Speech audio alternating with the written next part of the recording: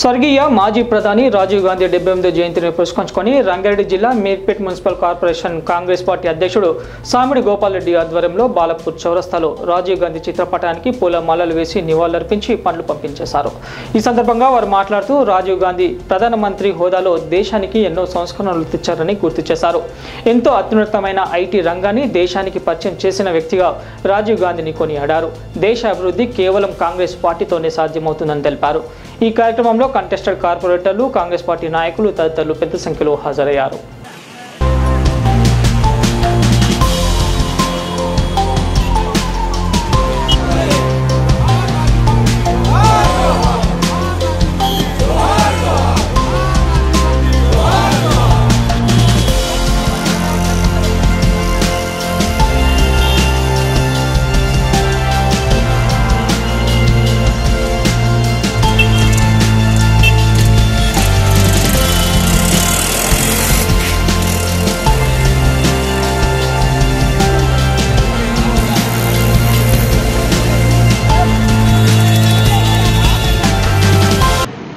ఈరోజు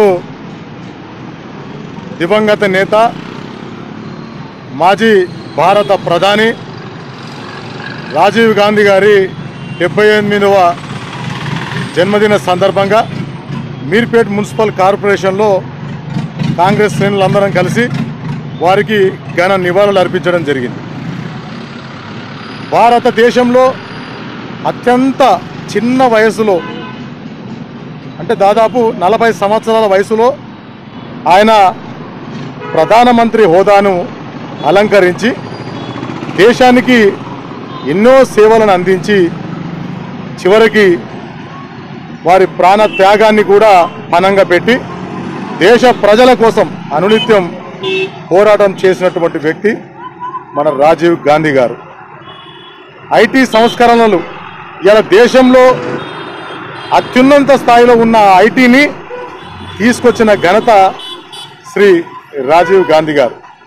అలాంటి గొప్ప వ్యక్తి కన్నా ఈ పుణ్యభూమిలో మేము పుట్టినందుకు గర్వపడుతూ మరొకసారి కాంగ్రెస్ శ్రేణులందరికీ కూడా వారి జన్మదిన సందర్భంగా ఈరోజు